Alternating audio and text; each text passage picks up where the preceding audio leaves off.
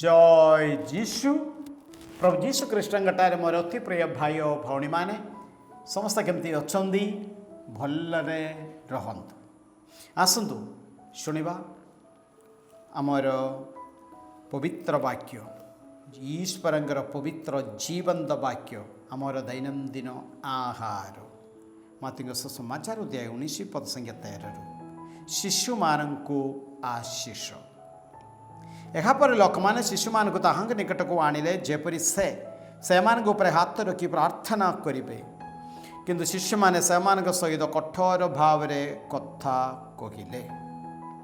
ଯୀଶୁ କହିଲେ, ଶିଶୁମାନଙ୍କୁ ମୋ ନିକଟକୁ ଆସିବାକୁ ଦିଅ, ସେମାନଙ୍କୁ ବାରଣ କର ନାହିଁ, କାରଣ ସ୍ୱର୍ଗରାଜ୍ୟ ଏଇଭଳି ଲୋକମାନଙ୍କର। ଏହାପରେ ସେ ସେମାନଙ୍କ ଉପରେ ହସ୍ତାର୍ପଣ କଲେ ଏବଂ ସେଠାରୁ ଚାଲିଗଲେ। Praise the Lord. Hallelujah. Hallelujah. Praise the Lord.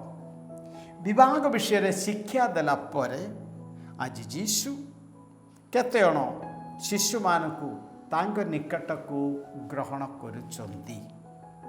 କେତେକ ଲୋକମାନେ ଛୋଟ ପିଲାମାନଙ୍କୁ ପ୍ରଭୁଙ୍କ ନିକଟକୁ ଆଣିଲେ। ନିଶ୍ଚୟ ପିଲାମାନେ ଆସିଲା ବେଳେ ଟିକେ ପାଟି କରିବେ, ଏମିତି କରିବେ, ସେମିତି କରିବେ, ଏଗୁଡ଼ିକ ଦେଖିନା କିଏ ଜାଣେ। ଯୀଶୁଙ୍କର ନିଜ ଶିଷ୍ୟମାନଙ୍କୁ ସେତିକି ଖୁସି ଲାଗିଲେ ନାହିଁ। ଶିଷ୍ୟମାନେ ସେମାନଙ୍କ ସହିତ କଠୋର ଭାବରେ କଥା କହିଲେ। ସେତେବେଳେ ଯୀଶୁ କହିଲେ, ଶିଶୁମାନଙ୍କୁ ମୋ ନିକଟକୁ ଆସିବାକୁ ଦିଅ। ମୋର ଭାଇ ଓ ଭଉଣୀମାନେ, ଆଜି ସଦାପ୍ରଭୁ ଆମ ସମସ୍ତଙ୍କୁ ମା ବାପା ମାନଙ୍କୁ କହୁଛନ୍ତି, ଶିଶୁମାନଙ୍କୁ ମୋ ନିକଟକୁ ଆସିବାକୁ ଦିଅ। ଶିଶୁମାନଙ୍କୁ ତାଙ୍କ ନିକଟକୁ, ଯୀଶୁଙ୍କ ନିକଟକୁ ଆସିବାକୁ ଦିଅ ମାନେ ପ୍ରଥମ ପରିବାରରେ ସେମିତିକାର ଶିକ୍ଷା ଦେବା ଦରକାର। ପରିବାରରେ ପିଲାମାନଙ୍କୁ ପ୍ରାର୍ଥନା ଗୁଡ଼ିକ ଶିଖେଇବା ଦରକାର। ଏଠି ଆହୁରି ଆଉ ଟିକେ ପଛକୁ ଗଲେ, ଶିଶୁମାନେ ହେଉଛନ୍ତି ଈଶ୍ୱରଙ୍କର ଦାନ।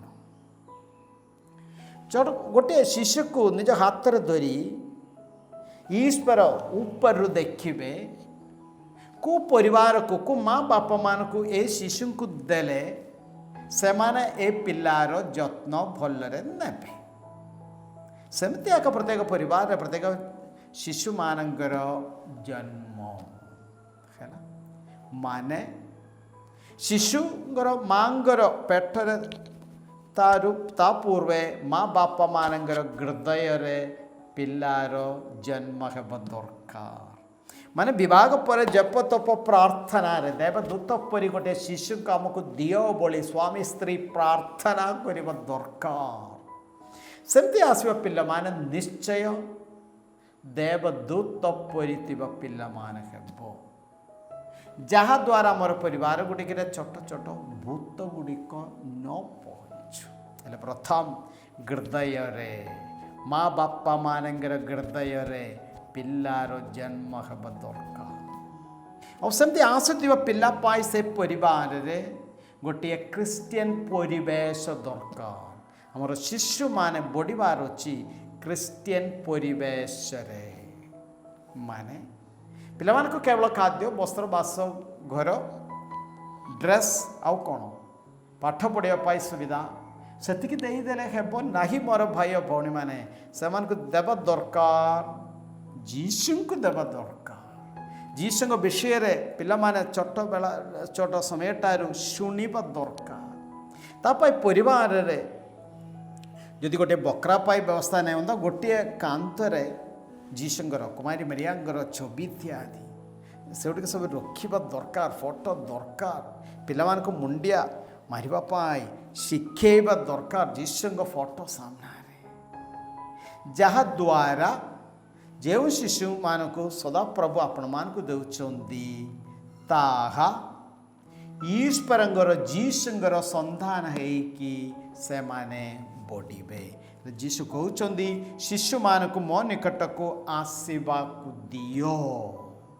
ହେଲେ ପିଲାମାନଙ୍କୁ ଯୀଶୁଙ୍କର ଫଟୋ ଆଡ଼କୁ ନେବାର ଅଛି। ଆଉ ପିଲାମାନଙ୍କୁ ଗିର୍ଜାକୁ ଆଣିବା ଦରକାର। ଗିର୍ଜାରେ କେମିତି ବ୍ୟବହାର କରିବାର ଅଛି ଶିଖେଇବା ଦରକାର। ଦୁଃଖର ବିଷୟ ଅନେକ ଜାଗାରେ ଖେଳ ପଡ଼ିଆ କ'ଣ, ଗିର୍ଜାଘର କ'ଣ ପିଲାମାନେ ବୁଝୁନାହାନ୍ତି। କାହାର ଦୋଷ? ଆମର ଦୋଷ।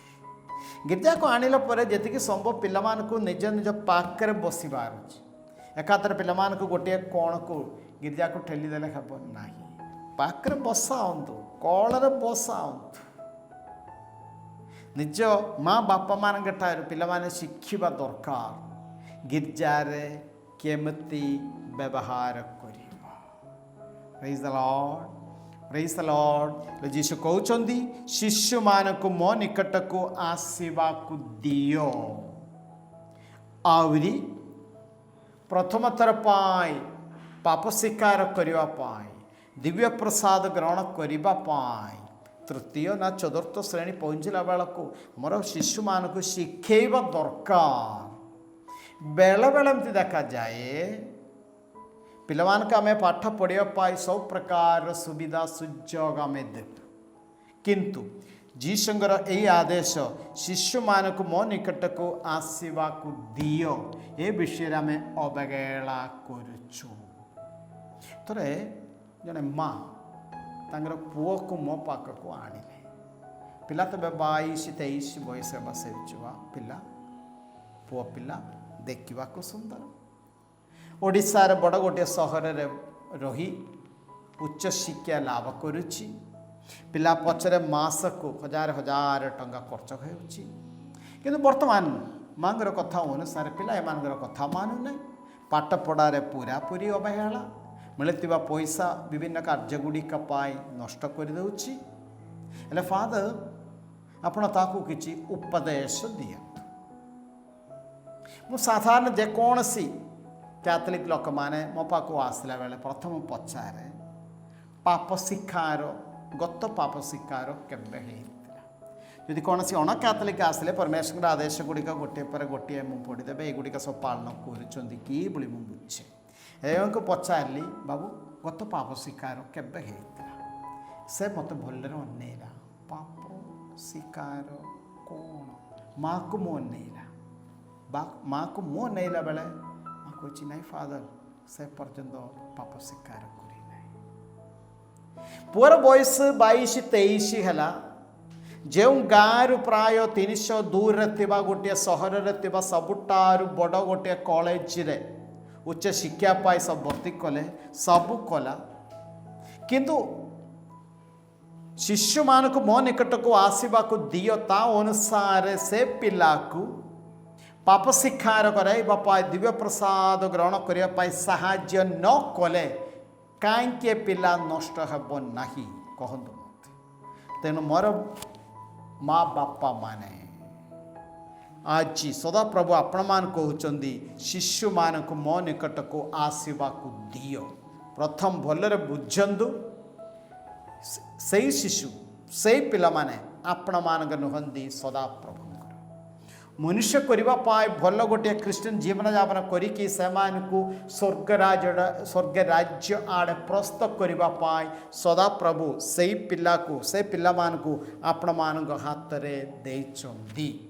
ହେଲେ ସେ ପିଲାମାନଙ୍କୁ ଯୀଶୁଙ୍କ ନିକଟକୁ ଆସିବାକୁ ଦେବା ଦାୟିତ୍ୱ ଆପଣମାନଙ୍କର, ମା ବାପା ମାନଙ୍କର। ନିଶ୍ଚୟ ଫାଦର ମାନେ ଆମର ସବୁ ଯେତିକି ସାହାଯ୍ୟ କରିବାକୁ ଆମେ ରେଡ଼ି, କିନ୍ତୁ ଡ୍ୟୁଟି ପ୍ରଥମ ଆପଣମାନଙ୍କର। ଏହା ଭଲରେ ଆମେ ମନେ ରଖିବା। ଆମର ଶିଶୁମାନଙ୍କୁ ଆମେ ପ୍ରଭୁଙ୍କ ନିକଟକୁ ଆମେ ଆଣିବା। ଆସନ୍ତୁ, ଯେଉଁଆଡ଼େ ଆପଣମାନେ ଅଛନ୍ତି ଆଖି ବୁଝି ହାତ ଯୋଡ଼ି ଯେତେ ଜଣ ପିଲାମାନେ ଅଛନ୍ତି ସେମାନଙ୍କୁ ଆମେ ମନେ ପକାଇବା। ଧନ୍ୟ ପ୍ରଭୁ ପରମେଶ୍ୱର, ଆମର ପ୍ରତ୍ୟେକ ଜଣ ପିଲାମାନଙ୍କୁ ଆଶୀର୍ବାଦ କରନ୍ତୁ ପ୍ରଭୁ। ଯେମିତି ସେମାନେ ପ୍ରଭୁ ସାନ ବେଳଠୁ ପ୍ରଭୁ ତୁମର ବିଷୟ ସେମାନେ ଶୁଣିବେ, ତୁମକୁ ସେମାନଙ୍କର ତ୍ରାଣକର୍ତ୍ତା ରୂପେ ଯେମିତି ସେମାନେ ଗ୍ରହଣ କରିବେ, ଯେମିତି ସେ ପିଲାମାନେ ସମାଜ ପାଇଁ, ମଣ୍ଡଳୀ ପାଇଁ, ସମସ୍ତଙ୍କ ପାଇଁ ଯେମିତି ଆଶାର କିରଣ ହେବ। ପ୍ରଭୁ ଆମର ପ୍ରତ୍ୟେକ ଜଣ ପିଲାମାନଙ୍କୁ ଆଶୀର୍ବାଦ କରନ୍ତୁ ପ୍ରଭୁ। ପବିତ୍ର ଆତ୍ମାଙ୍କର ବରଦାନ ଫଳରେ ପୂର୍ଣ୍ଣ ହେଉନ୍ତୁ। ଆଉ ବିଶେଷ କରି ସେ ପିଲାମାନଙ୍କ ପ୍ରତି ଥିବା ମା ବାପାମାନଙ୍କର ସ୍ୱପ୍ନ ଗୁଡ଼ିକ ପ୍ରଭୁ ସେଗୁଡ଼ିକ ଉପରେ ପ୍ରଭୁ ଆଶୀର୍ବାଦ କରନ୍ତୁ।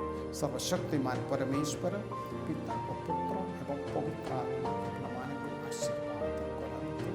ଆମେନ୍। ସମସ୍ତଙ୍କୁ ଜୟ ଯୀଶୁ।